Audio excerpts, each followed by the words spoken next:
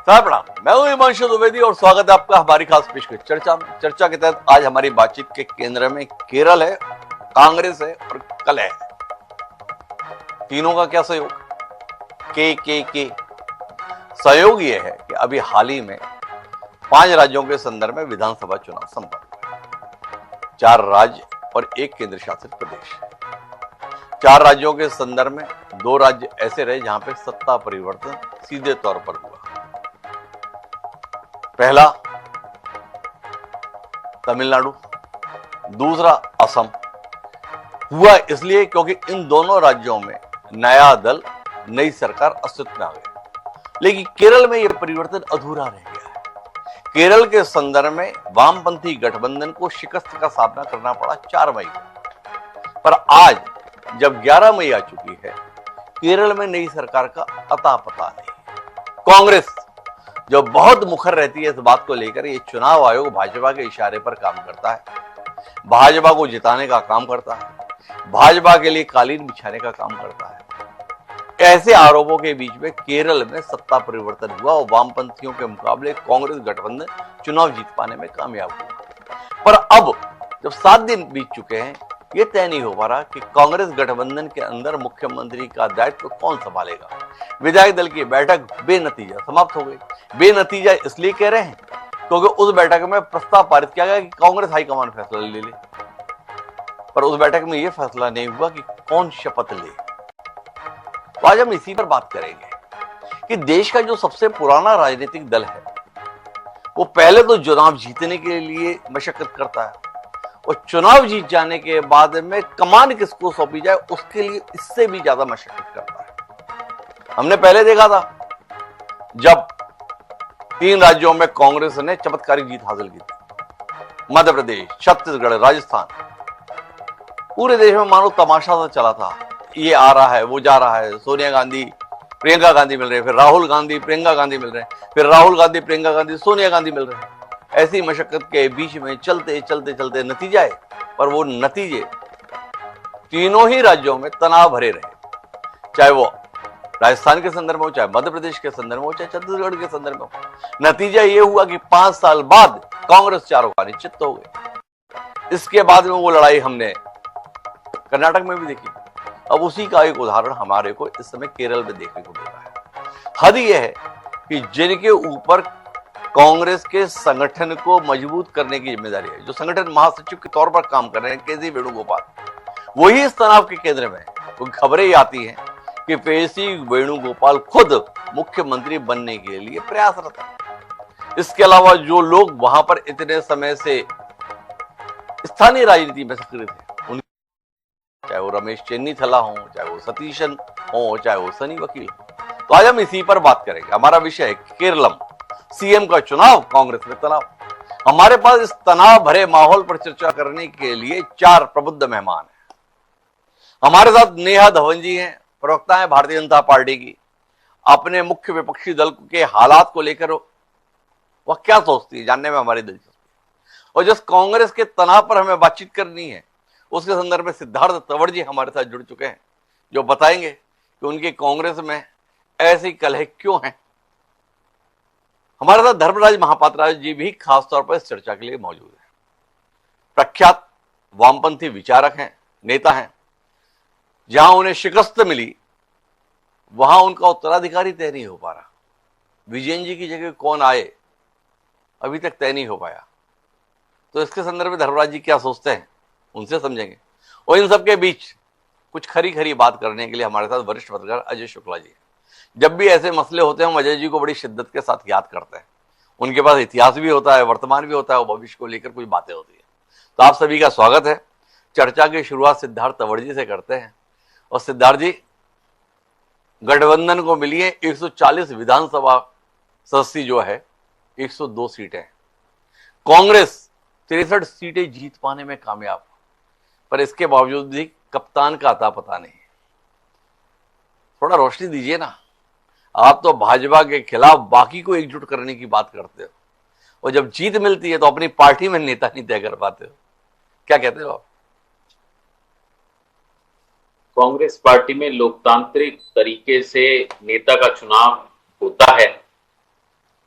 कांग्रेस के राष्ट्रीय नेतृत्व ने 2 पर्यवेक्षक जो है केरल भेजे थे।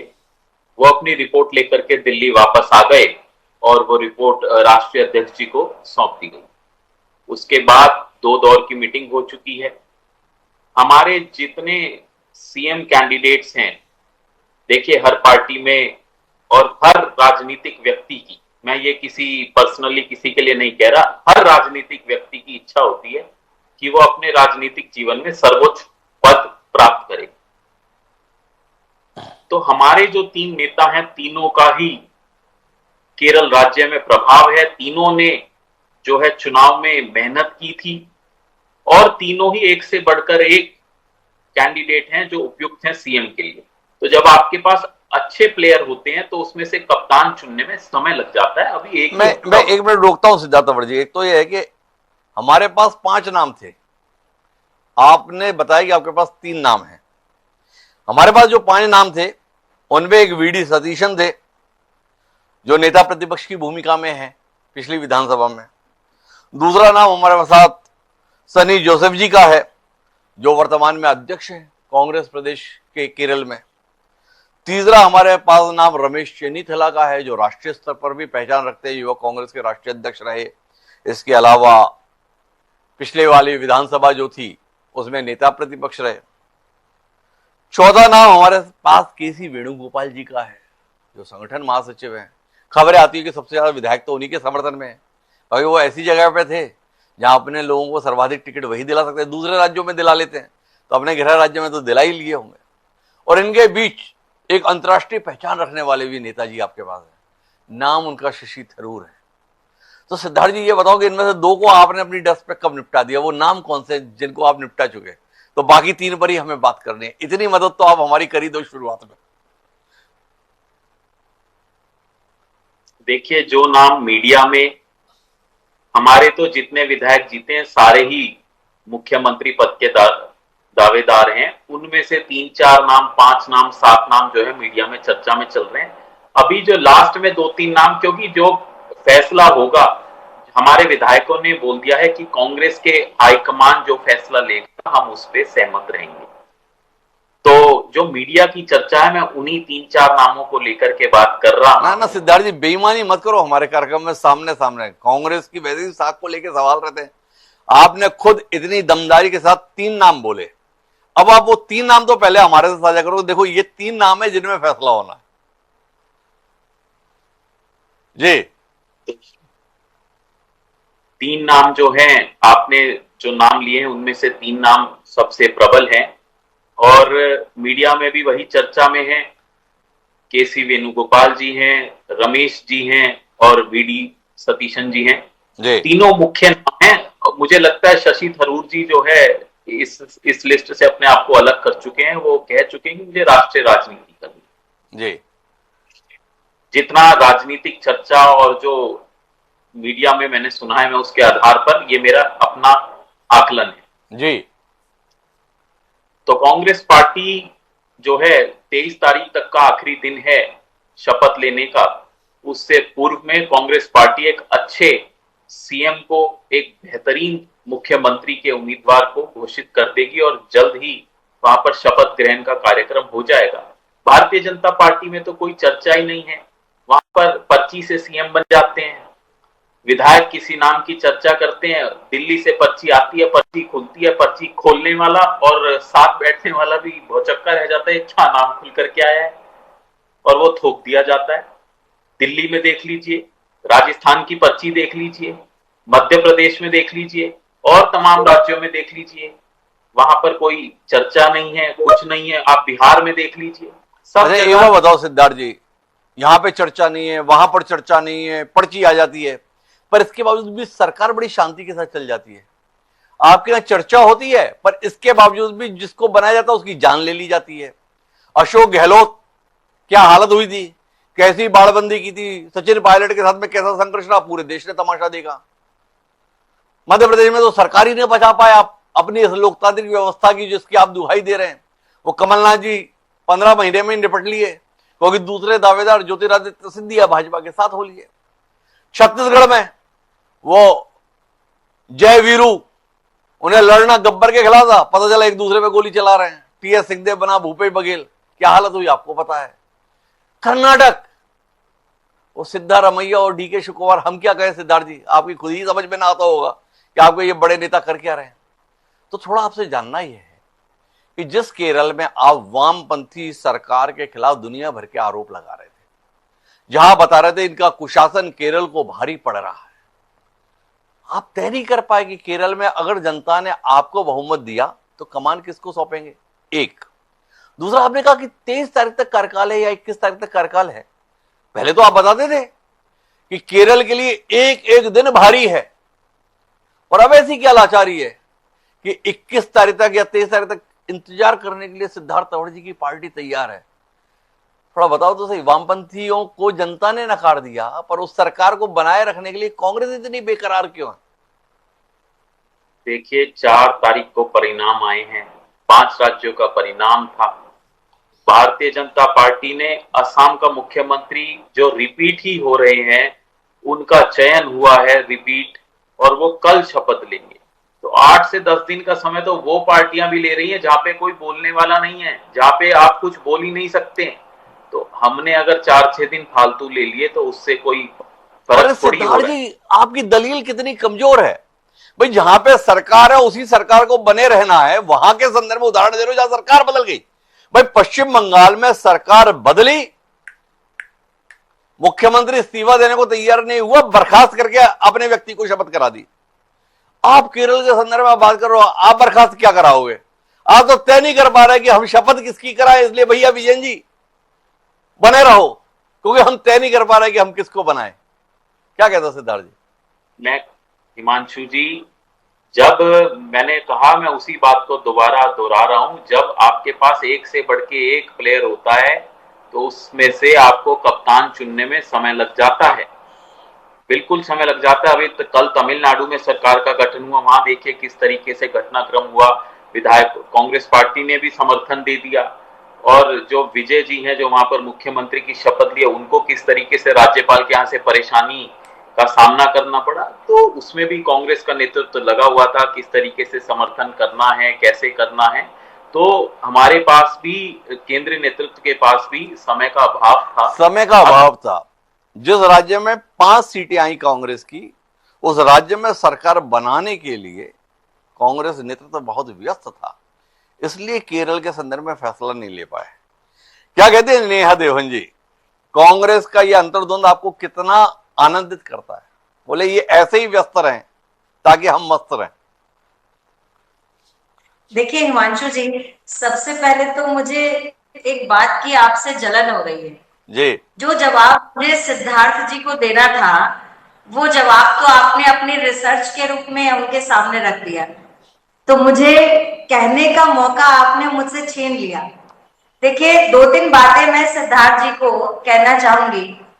सबसे पहली बात जो मैंने इनकी नोट की थी वो थी, लोकतांत्रिक प्रक्रिया से ये मुख्यमंत्री का चुनाव कर रहे हैं। इस बात पर मुझे बहुत आपत्ति है कि इनकी लोकतांत्रिक प्रक्रिया क्या है। इनकी लोकतांत्रिक प्रक्रिया है कि कांग्रेस के ही कुछ कार्यकर्ता वीडी सतीशन जी के समर्थन में राज्य के कई हिस्सों में रैलियां और प्रदर्शन कर रहे हैं। वहीं तिरुवनंतपुरम में मार्च निकालकर कुछ वेणुगोपाल जी के और चन्नी थल्ला जी के समर्थक जो है वो पोस्टर वॉर कर रहे हैं, एक दूसरे के पोस्टर फाड़ रहे हैं। ये सही मायने में कांग्रेस की लोकतांत्रिक प्रक्रिया का उदाहरण है। दूसरी बात इन्होंने कही कि चिट से मुख्यमंत्री भाजपा में बनता है, लेकिन धुरंधर इनके पास है। इनके पास जो 5-3 जो भी ये कहना चाहे, इनके धुरंधर हैं, वो धुरंधर है, लेकिन भाजपा के समर्थित सहज भाव से काम करने वाला कार्यकर्ता जो बाल्यकाल से संघ और भाजपा की विचारधारा के साथ जुड़ा व्यक्ति है, वो इनके लिए चिट वाले मुख्यमंत्री हो जाते हैं, डमी मुख्यमंत्री हो जाते हैं। दूसरी बात, आपसी फूट का बहुत बड़ा उदाहरण आपने राज्य के अनुसार स्वयं प्रस्तुत किया। मुझे उसके लिए बोलने की आवश्यकता नहीं। चौथी बात इन्होंने कही, समय का अभाव है। और अभी कुछ ही तो दिन हम ले रहे हैं, मुख्यमंत्री अभी जुम्मा जुम्मा कुछ 2-4 राज्य बचे हैं जिसमें इनको मुख्यमंत्री का चुनाव करना पड़ रहा है, उसमें भी इनको समय का अभाव है। पूरे देश भर के राज्यों का डाटा उठाकर देख लीजिए, कांग्रेस की सरकार नहीं बची है कहीं, लेकिन समय का अभाव इनको हमेशा रहे, ताकि केरल भी अगली बार जो हम 0 से 3 पर पहुंचे हैं, केरल में भी हम 3 से अगली बार आपको सरकार बनाते नजर आएंगे। इनको समय का अभाव बना रहे। और सबसे महत्वपूर्ण बात देखिए, मैं बेस्ट एग्जांपल बताती हूँ जी। हरियाणा प्रदेश के एलओपी का चुनाव इनसे नहीं हुआ। हरियाणा प्रदेश का एलओपी का चुनाव करना इनके लिए इतना भारी पड़ गया कि माननीय पूर्व मुख्यमंत्री भूपेंद्र सिंह हुड्डा जी को ये कहना पड़ा कि यहाँ जितने विधायक हैं कांग्रेस के वो सब एलओपी हैं। लेकिन अंत में विजय किसकी हुई?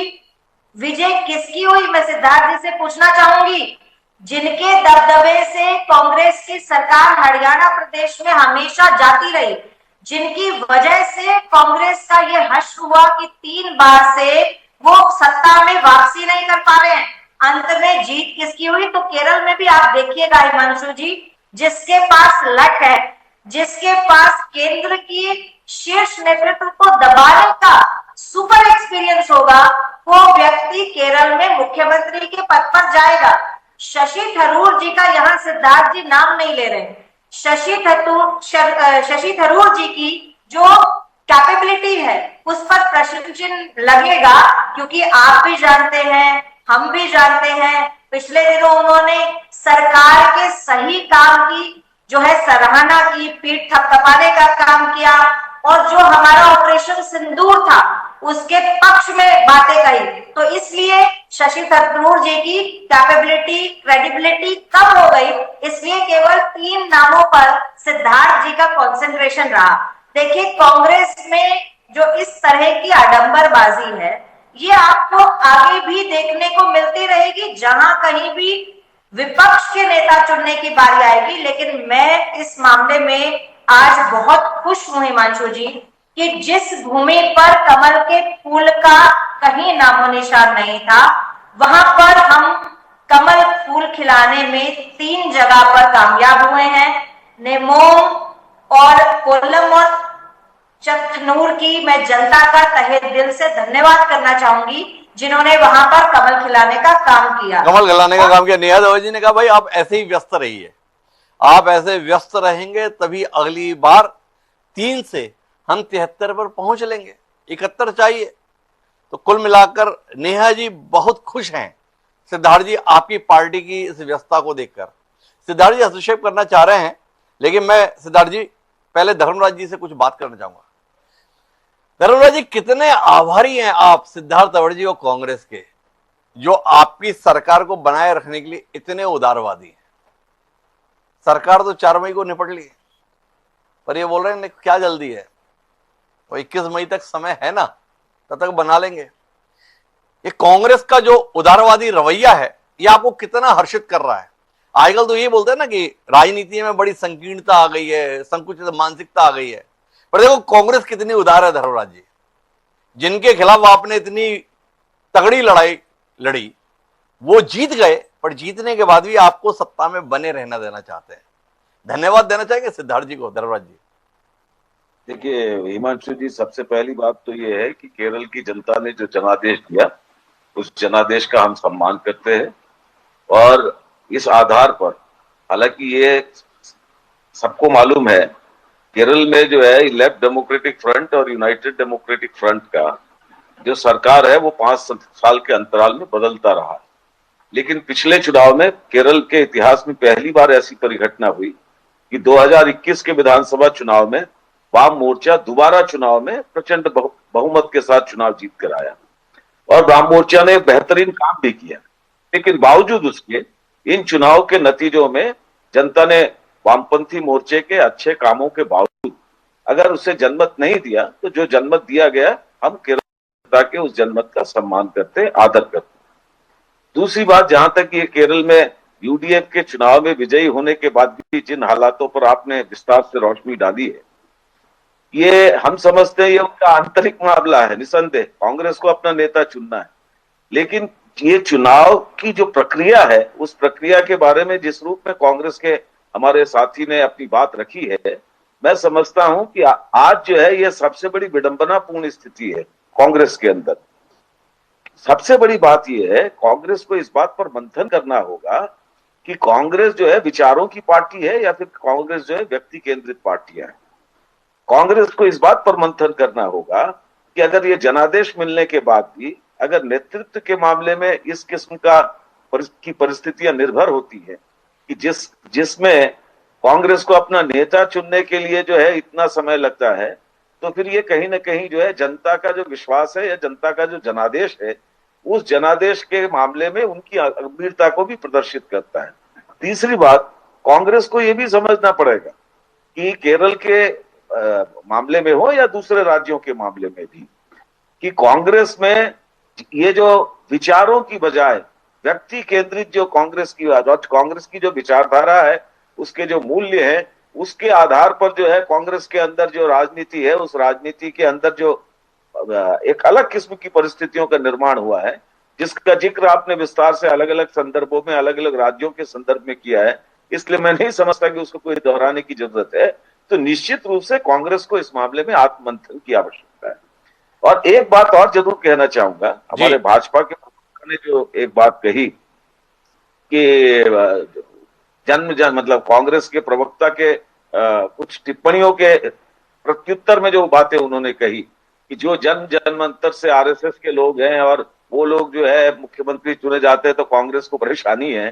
मुझे इस बात को सुनकर बड़ा आश्चर्य लगा कि शुभेंदु अधिकारी जी कौन से जन्मांतर के आरएसएस के लोग रहे। मुझे इस बात को भी सुनकर बड़ा आश्चर्य लगा।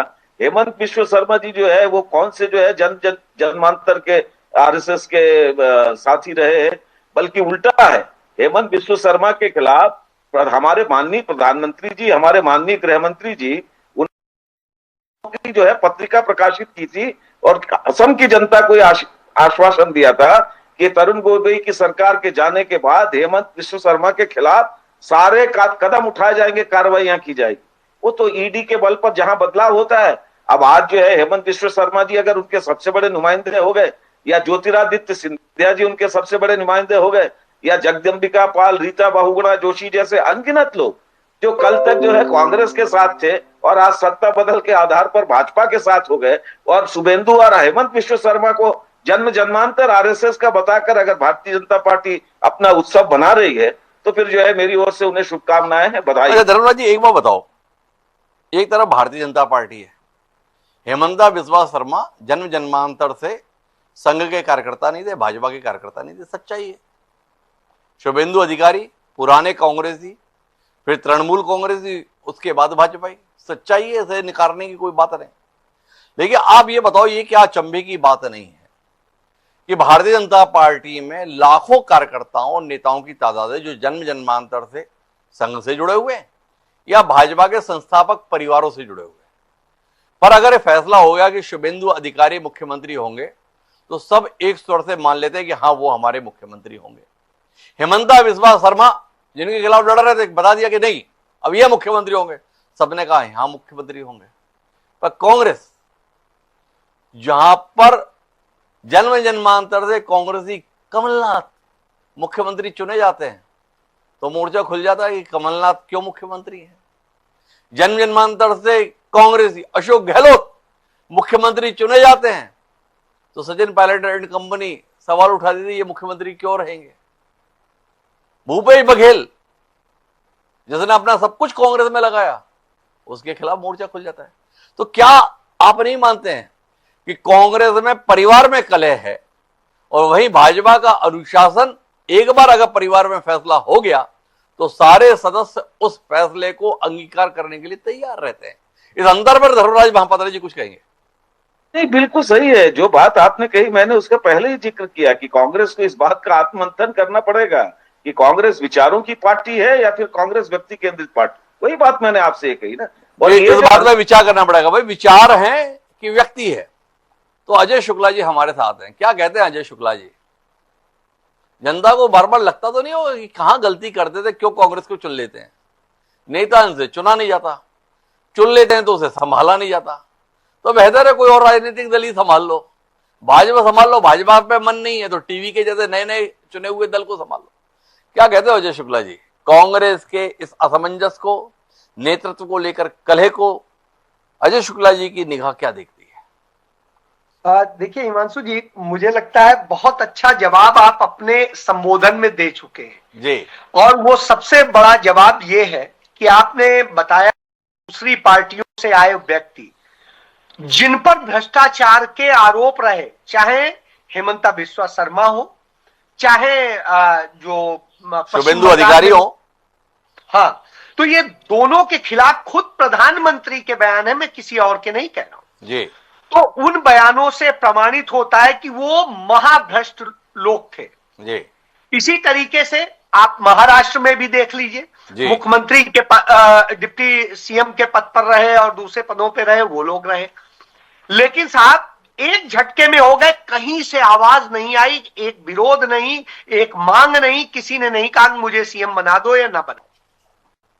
एक चीज सार्वजनिक तौर पे, आंतरिक तौर पे तो सबको ही अपना चलिए करना भी चाहिए, अपनी बढ़ोतरी चाहता है। मैं उदाहरण एक और देता हूं हरियाणा का। हरियाणा में इलेक्शन हुआ तो सीएम कौन होगा 2014 के बाद जी साहब, कोई खट्टर का नाम ही नहीं ले रहा था जी, चर्चा भी नहीं थी, बन गए। अभी के दिनों में आप देखिए उदाहरण, एक बड़ा वो हो रहा था मध्य प्रदेश में कौन होगा, बड़े नामों पे चर्चा थी, जिस मोहन यादव पे नाम नहीं था वो हो गए।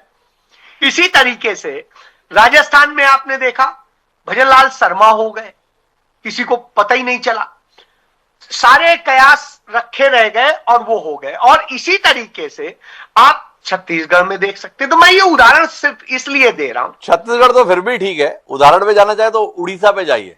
विष्णुदेव साय तो केंद्र में मंत्री भी थे, कई बार के विधायक सांसद भी थे, 3-3 बार के प्रदेश अध्यक्ष भी थे, तो समझ में आता था। अगर रमन सिंह नहीं है तो संभावित नाम में विष्णुदेव साय थे। पर उड़ीसा मोहन चरण मांझी एकदम नया नाम। इसीलिए मैं कह रहा हूं, एक और देखिए राष्ट्रीय अध्यक्ष में कोई सोच नहीं सकता था, इत्तेफाक से उनके पिता मेरे दोस्त रहे जब मैं हिंदुस्तान का, अब वो नितिन नवीन आज राष्ट्रीय अध्यक्ष है। नहीं, तो अब आप इसे अजय जी थोड़ा और बेहतर कहते हैं, कोई सोच नहीं सकता था, नहीं जो बना वो भी नहीं सोच सकता था। बिल्कुल सही कह रहे हैं।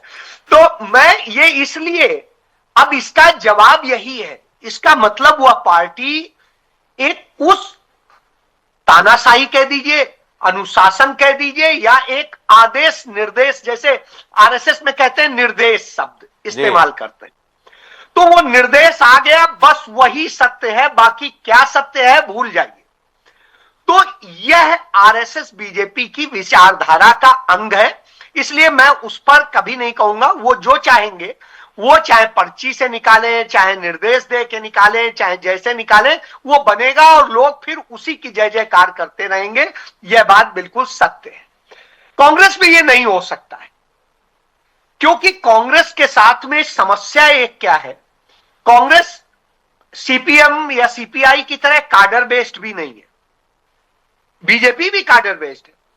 तो कमोबेश ये कांग्रेस काडर बेस्ड है ही नहीं। 1885 से आप देख लीजिए, जब कांग्रेस बनी तब से लेके आज तक मैंने तो नहीं देखा कि कांग्रेस कभी, चाहे राष्ट्रीय स्तर पे रही हो, राज्य स्तर पे रही हो, देश की आजादी के आंदोलन के पहले की बात हो, बाद की बात हो, कब उसमें एक मत रहा है।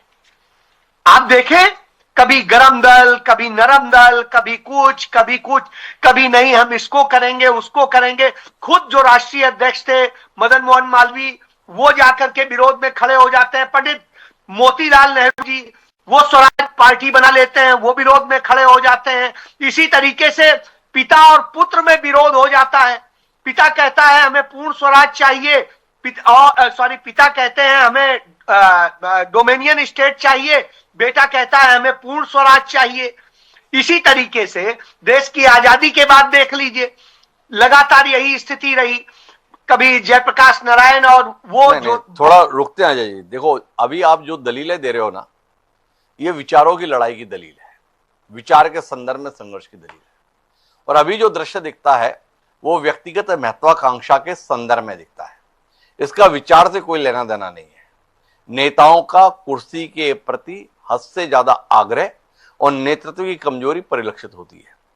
आप भारतीय जनता पार्टी जैसी एक मजबूत राजनीतिक इकाई से संघर्ष के संदर्भ में जब मैदान में हो, तब मुख्य विपक्षी दल के अंदर इस तरीके का संघर्ष जो बंद कमरे के स्थान पर आप सड़क तो उतर चुका है। जैसे नेहा जी बता रही थी, पोस्टर फाड़े जा रहे हैं, नारे लगाए जा रहे हैं, जुलूस निकाले जा रहे हैं। तो क्या आप नहीं मानते हैं कि कांग्रेस भाजपा को कमजोर करने के स्थान पर ऐसे असमंजस के चलते अपने आप को ही कमजोर कर रही है? अजय थोड़ा इस पर रोशनी दीजिए ना। कांग्रेस की केरल में जो स्थिति बन रही है, इस पर अजय जी का नजरिया क्या है? अजय जी इसे कांग्रेस की विशेषता के तौर पर देख रहे हैं या कांग्रेस की मूर्खता के तौर पर देख रहे हैं? नहीं, मैं इसे विशेषता के तौर पे देख रहा हूं। मैं इस बात से बेहद खुश हूं कि कांग्रेस में यह चीज हो रही है जी, क्योंकि एक लोकतांत्रिक उसमें, देखिए मैं इसे नहीं कहूंगा किसी ने भी किसी के पोस्टर नहीं फाड़े। पहली बात तो यह गलत है, 100% गलत है। मैं केरल के संदर्भ में इसलिए भी हूं क्योंकि आपको मैंने बताया था पिछली जब चर्चा में मैं शामिल था कि 10 दिन मैंने केरल में लगाए थे इस चुनाव के पहले जनवरी महीने में। भाई 10 दिन पहले लगाए थे जनवरी में, अभी जो चल रहा है ना वो मई चल रहा है। 4 मई के बाद केरल के हालात बदले हुए हैं। आप चाहेंगे तो आपके पास कुछ फुटेज भेज देंगे। कांग्रेस हाईकमान ने फरमान जारी किया, सारे पोस्टर उतारो, ये पोस्टर नहीं चाहिए। तो जो यह स्थिति हुई, निश्चित रूप से सभी जो भी दावेदार हैं उनके समर्थकों ने इस बात की मांग रखी कि हमारे इनको बनाइए, इनमें इसमें कहीं कोई दो राय नहीं, फाड़े किसी के नहीं गए, पहली बात। दूसरी चीज यह है कि उन्होंने मांग रखी तो कहीं कोई नेता आपस में नहीं इस बात को लेकर के लड़ रहा था। सबने अपनी बात रखी पार्टी हाईकमान में और उसको लेके विधायकों से जो चर्चा हुई है उसको लेके रिपोर्ट सौंपी गई। इतने तक का तो हमने खुद देखा है, वो बता रहा हूं। अच्छा, रिपोर्ट में फैसला क्यों नहीं हो रहा? मैं वही बता रहा हूं। उसके बाद में वो रिपोर्ट परसों रात को जब दी गई है तो राहुल गांधी नहीं थे जो है दिल्ली में, और इसके बाद में वो शपथ ग्रहण में चले गए थे। लौट के आने के बाद में अभी तक मीटिंग नहीं हुई है और मुझे लगता है शायद आज या कल में उनकी मीटिंग शेड्यूल्ड है और वो मीटिंग होने के बाद तय हो जाएगा, क्योंकि 23 तारीख इसकी आखिरी डेट है। तो उनके पास बड़ा लंबा समय है। तो मुझे नहीं लगता है बड़ा लंबा समय। अजय जी काफी उदार हैं कांग्रेस के प्रति, बोले समय नहीं मिला राहुल गांधी को, व्यस्त थे। तो सिद्धार्थ जी आपसे जानना चाहता हूं, भाई देश के प्रधानमंत्री हैं नरेंद्र मोदी, देश के भी इतने काम रहते हैं, इतने राज्यों में सरकार है, फिर भी पार्टी के स्तर पर फैसले के लिए समय निकाल लेते हैं, बैठक कर लेते हैं। ये राहुल गांधी कहाँ व्यस्त रहते हैं भाई?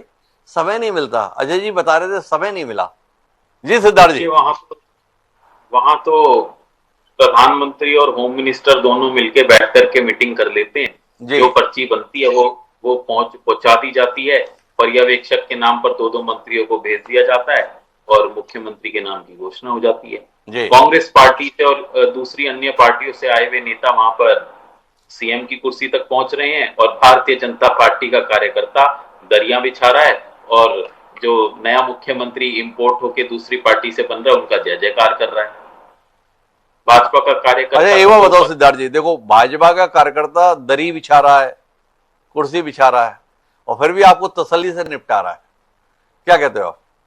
देखिए, तसल्ली से निपटाने की आप अगर बात कर रहे हैं तो वो सबको मालूम है। पश्चिम बंगाल में जो मुख्य चुनाव अधिकारी के जिसको जिम्मा था, उनको चुनाव परिणाम के तुरंत बाद कहां पर अपॉइंट किया गया है, कौन सा पद दिया गया है?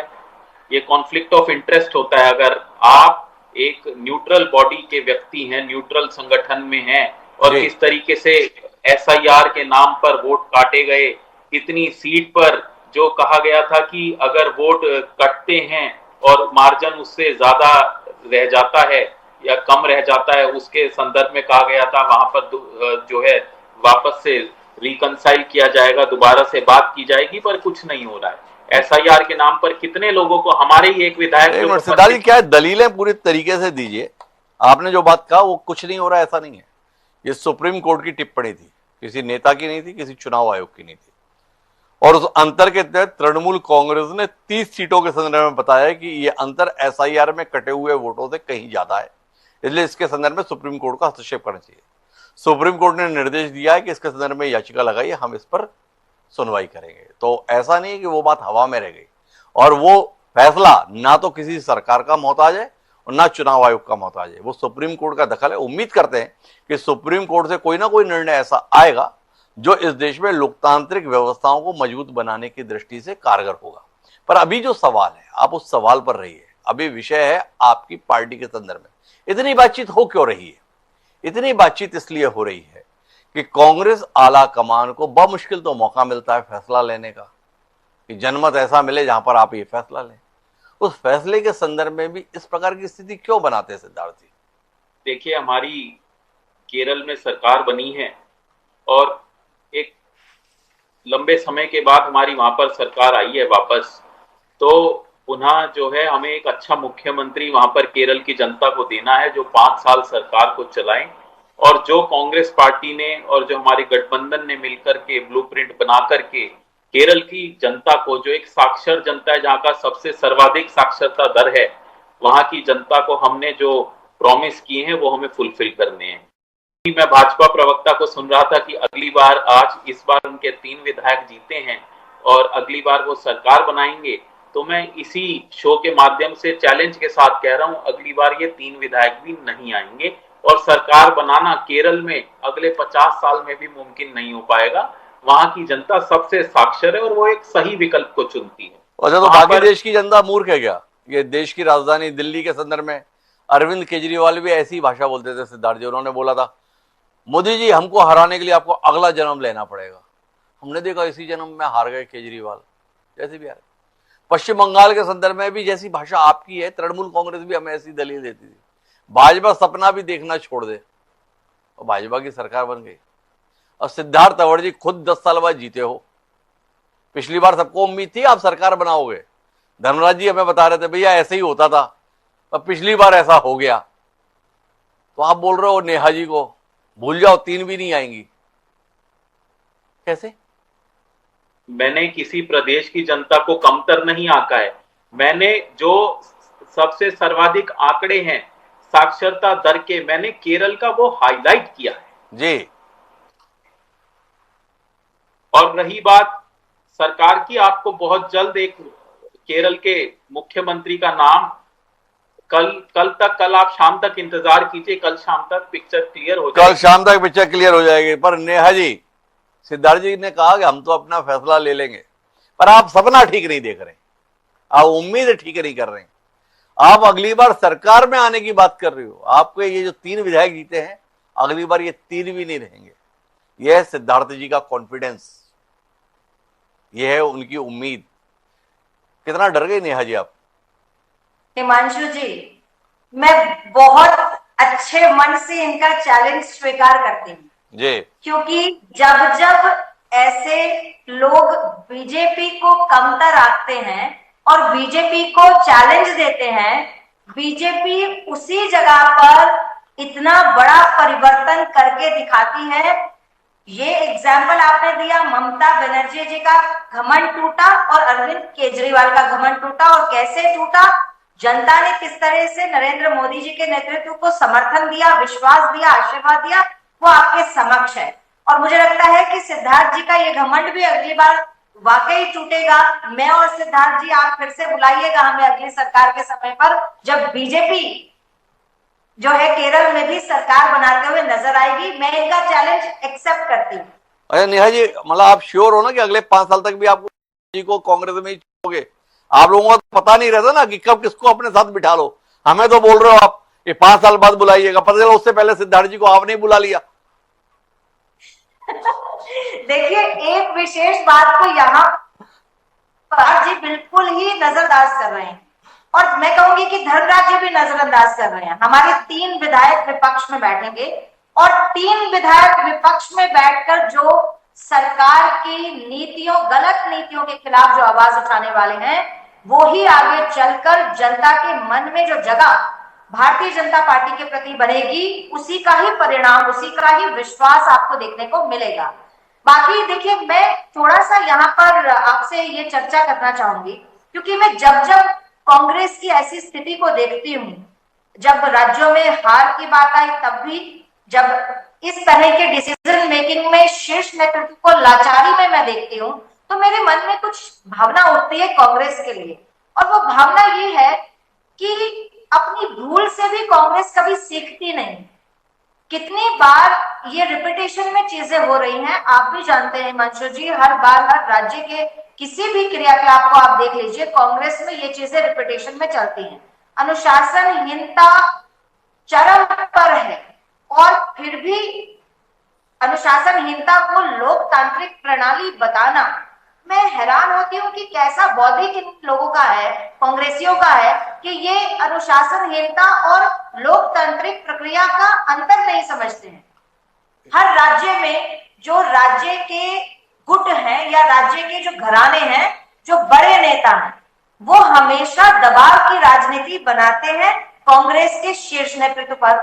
ये बात इनको समझ में नहीं आती कि जब तक अनुशासनहीनता खत्म नहीं होगी, जब तक शीर्ष नेतृत्व के साथ राज्य का नेतृत्व बैठकर डिसीजन नहीं लेगा, जब तक कार्यकर्ताओं की सुनवाई नहीं होगी, जो कि सब चीजें बीजेपी के क्रियाकलापों में हिमांशु जी दिन प्रतिदिन आपको दिखती है।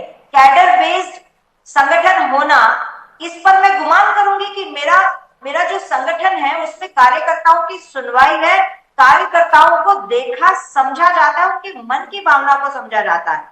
और मैं कार्यकर्ताओं को सहर्ष ये बात कहना चाहूंगी कि उनकी जो अनुशासन में चलने की और पार्टी को सर्वोपरि रखने की जो भावना है, वो इतिहास में आपको आने वाले समय में भी और इतिहास में भी किसी भी राजनीतिक दल में इस विश्व में आपको देखने को नहीं मिलेगी। अरे नेहा जी, एक बात बताओ, अभी तक तो आप बोलते थे कि राष्ट्र सर्वोपरि है, अचानक आपने बताया कि दल सर्वोपरि हो गया आपके लिए। राजनीतिक स्वार्थ जो स्वयं का होता है वो हमारे कार्यकर्ताओं में नहीं है, उसमें सबसे ऊपर पार्टी है और पार्टी से भी ऊपर राष्ट्र है, इसमें कोई संदेह नहीं। अभी आपने कहा ना कि दल सर्वोपरि है, सर्वोपरि तो कोई एक चीज होती है ना, या तो दल होगा या देश होगा। आपने खुद बोला कि दल सर्वोपरि है, देश सर्वोपरि है, उसके बाद संगठन है, उसके बाद कार्यकर्ता है, स्वयं की राजनीति, स्वयं का स्वार्थ, परिवार की बात। जी ने फाइनली करेक्शन कर लिया, बोले नहीं, सर्वोपरि तो देश ही है, उसके बाद दल है। पर मैं धर्मराज जी, जो नेहा जी ने एक बात कही उस पर आपकी टिप्पणी चाहता हूं।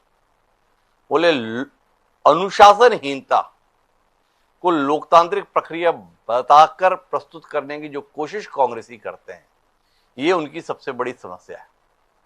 तो भारत को तो आप फासिस्टी ताकतों के रूप में देखते हो, पर नेहा जी की जो ये दलील है, इस दलील से आप कितने सहमत हो? क्योंकि कांग्रेस में होती अनुशासनहीनता है, होती मनभेद है, बताते मतभेद हैं। क्या कहते हो धर्मराज जी?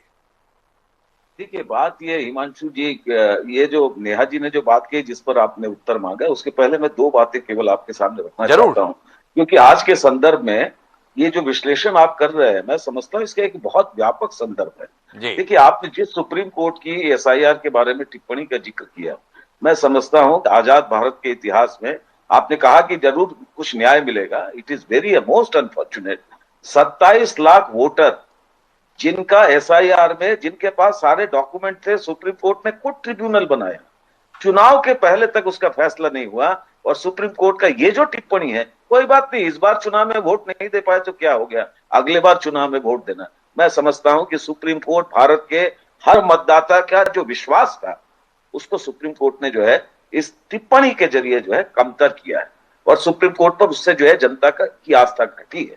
दूसरी बात यह है, इलेक्शन का जो मशीनरी है, इलेक्शन कमीशन का जो न्यूट्रलिटी है, आप एक सर्वे उठाकर देखिएगा, आप देख लीजिएगा, इलेक्शन कमीशन का जो क्रेडिबिलिटी है वो घटकर जो है 67% आ गया।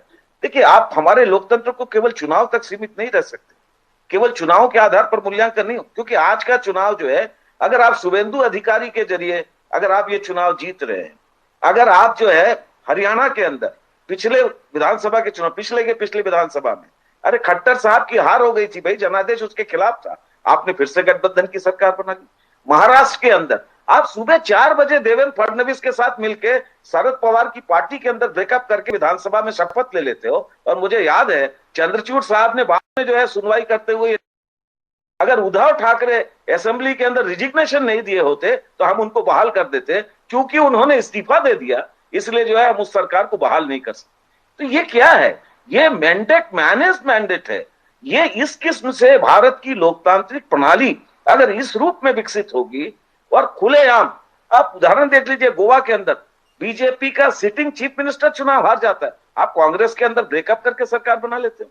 अभी राघव चड्ढा आप पार्टी के अंदर आए, ईडी का इस्तेमाल, सीबीआई का इस्तेमाल, इलेक्शन मशीनरी का इस्तेमाल, सारे डेमोक्रेटिक टूल्स का इस्तेमाल चुनाव अच्छा, के एक मिनट धर्मराज जी, राघव चड्ढा के संदर्भ में आपने उदाहरण दिया, वो संदीप पाठक भी बीजेपी में आए, वो पंजाब सरकार ने उनके खिलाफ एफआईआर करा दी, दो पंजाब पुलिस पहुंच गई। तो आप क्या कहते हो? अब हम देश में राजनीति को उस स्तर पर पहुंच गए हैं जहां पे जिस दल को जब मौका मिलेगा तब वो प्रशासन के इस्तेमाल के माध्यम से अपने आप को सत्ता में बनाए रखने की कोशिश करेगा। जी, मैं वही बात कह रहा हूं कि अगर कल पंजाब के अंदर अब आप देख लीजिए, ये लोग आए, उसके बाद राजीव अरोड़ा के घर में ईडी का छापा पड़ा, और उसके बाद कल पंजाब में अगर भारतीय जनता पार्टी की भी सरकार बन जाए तो मुझे कोई आश्चर्य नहीं होगा। तो बात यह है, ये जो दावा हो रहा है कि भारतीय जनता पार्टी, जो पार्टी में डिफरेंस थी, जिसके बारे में ये कहा जाता था कि चाल चरित्र चेहरा, अटल बिहारी वाजपेयी हो या लाल कृष्ण आडवाणी हो, चाल चरित्र चेहरे में भिन्न पार्टी, आज तो कांग्रेस मुक्त भारत का नारा देने वाली भारतीय जनता पार्टी कांग्रेस युक्त भाजपा में तब्दील होगी।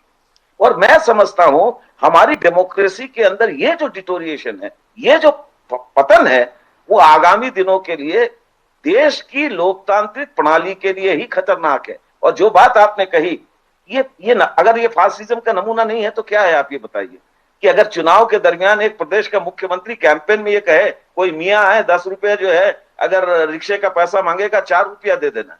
कोई अगर उम्मीदवार ये खड़ा होकर कहे, कोई मुख्यमंत्री ये कहे कि मुझे फलाना कम्युनिटी का वोट नहीं चाहिए, कोई अगर ये कहे कि अब तो जो है एक ही आइडेंटिटी है, ये हमारी जो भारत का जो बुनियादी आधार है, विविधता है, उसकी बजाय जो है एक ही आइडेंटिटी को आप थोप देंगे और आप ऐसा परिस्थिति बना देंगे कि आप इलेक्शन कमीशन की न्यूट्रलिटी को भी संदेह के दायरे में खड़ा कर देंगे। तो ये हमारे देश के लोकतंत्र का एक तरफ इस रूप में अगर पतन होगा तो मैं समझता हूं कि हमारे देश के अंदर लोकतांत्रिक जो व्यवस्था है, उस व्यवस्था और भारत की जो इंटीग्रिटी है, वो इंटीग्रिटी ही अपने आप में जो है एक बहुत बड़े हमले की जद का शिकार बनने वाली। तो जो बात आपने इस संदर्भ में उठाई, मैं समझता हूं बीजेपी नो डाउट एक कार्डर बेस्ड पार्टी है। बीजेपी केवल एक पॉलिटिकल पार्टी नहीं है, वो राष्ट्रीय स्वयंसेवक संघ की विचारधारा का आईना है, मुखौटा है, और बीजेपी आरएसएस द्वारा परिचालित। लेकिन आज भाजपा के अंदर ये जो डिटोरिएशन है, आज अगर वो कांग्रेस के अंदर तोड़ के, आपको तोड़ के, दूसरे किस्म से तिकड़मों से अगर दूसरी सरकारों को बना रहे हैं, सारे टूल इंस्ट्रूमेंट का इस्तेमाल करके देश की लोकतांत्रिक जड़ों को अगर खत्म कर रहे हैं, तो फिर भारतीय जनता पार्टी के अंदर भी लोकतंत्र रहेगा नहीं। छत्तीसगढ़ उदाहरण है, नंद कुमार साहब, हमारी भाजपा की वरिष्ठ प्रवक्ता जो हमारी सम्मानित बहना है, उन्होंने जो कहा कि बीजेपी जो है विचारधारा के आधार पर चलती कोई नहीं। अरे शंकर सिंह वाघेला कौन थे भाई जो गुजरात के अंदर भाजपा से अलग हुए? छत्तीसगढ़ के अंदर नंद कुमार साहब कौन थे भाई जो भारतीय जनता पार्टी से अलग? देश के अलग अलग राज्यों के अंदर बहुत सारे ऐसे उदाहरण मिल जाएंगे। तो भारतीय जनता पार्टी के अंदर भी ये जो दावा हो रहा है, अगर आप लोकतंत्र, थोड़ा अंतर है धर्मराज जी, क्या आपने जितने उदाहरण बताए वो व्यक्ति के रूप में चले गए पर पार्टी की सेहत पर बहुत फर्क नहीं दे पाए। वो सूची आपने थोड़ी कम ही बताई, सूची और लंबी है, उसमें उमा भारती का भी नाम आएगा और भी कई नाम आएंगे, पर आप मेरे मूल प्रश्न का उत्तर देने में संकोच कर गए। मैंने जानना आपसे ये चाहता धर्मराज जी, आपने इतनी लंबी चौड़ी बातचीत की कि कांग्रेस में अनुशासनहीनता को लोकतांत्रिक परंपरा के रूप में प्रस्तुत करने की कोशिश की जा रही है। क्या आप इससे इत्तेफाक रखते हैं या आप मानते हैं कि कांग्रेस में ये दिक्कत है, कांग्रेस में ये समस्या है और कांग्रेस की ये कमजोरी उसे राजनीतिक लड़ाई में पराजय के लिए मजबूर करती है? इसमें धर्मराज जी की संक्षिप्त टिप्पणी, को मेरा समय खत्म हो रहा है और मुझे अजय जी की भी एक टिप्पणी चाहिए। मैं एक ही बात इस बारे में कहूंगा एक लाइन में कि कांग्रेस को निश्चित रूप से इस पर आत्ममूल्यांकन और विचार मंथन की आवश्यकता है। अगर आप भारतीय जनता पार्टी और आरएसएस की विचारधारा का अगर विचारधारात्मक मुकाबला करना चाहते हो तो कांग्रेस को निश्चित रूप से अपने अंदर ही आत्ममंथन की आवश्यकता है। अंदर आत्ममंथन की आवश्यकता ये धर्मराज जी मानते हैं, पर अजय शुक्ला जी इत्तेफाक रखते हैं या अजय शुक्ला जी का मानना है नहीं ऐसे ही चलना चाहिए, ऐसे ही सतीशन, ऐसे ही केसी वेणुगोपाल, ऐसे ही वकील रहना चाहिए? इसका मजा अलग है, इसका आनंद अलग है। नहीं, मैं तो पर्सनली ये समझता हूं कि निश्चित रूप से ये कंपटीशन होना चाहिए जी। और इसलिए भी होना चाहिए क्योंकि लोकतंत्र तभी दिखाई देता है जब 4 दावेदार होते हैं कि नहीं हम इस काबिल, तो ये एक बेहतरीन जो है परीक्षण होता है और मैं इसके पक्ष में हूं। और तो इस परीक्षण के बाद में जो राजस्थान में हुआ, परीक्षण के बाद जो मध्य प्रदेश में हुआ, जो छत्तीसगढ़ में हुआ, या जो अभी अभी हम समय समय पर कर्नाटक में देख लेते हैं, अजय जी को ऐसी फिल्में पसंद क्यों होती है भाई?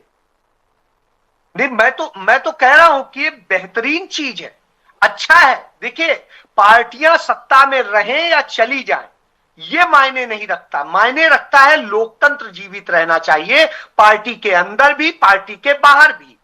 तानाशाही नहीं होनी चाहिए कि एक थोप दिया गया, बस आप उसे जानते भी नहीं थे, खुद भी नहीं अगला सोच रहा था कि हम राष्ट्रीय अध्यक्ष हो जाएंगे और राष्ट्रीय अध्यक्ष हो जाएगा। जो जिंदगी भर मरते रहे उनका। और ये जो खड़गे जी राष्ट्रीय अध्यक्ष बने वो लोकतांत्रिक प्रक्रिया से चुने गए, नितिन नवीन तानाशाही तरीके से दिए गए, और मल्लिकार्जुन खड़गे तो देश भर के कांग्रेसियों की पहली पसंद थे, इसलिए वो राष्ट्रीय अध्यक्ष बने।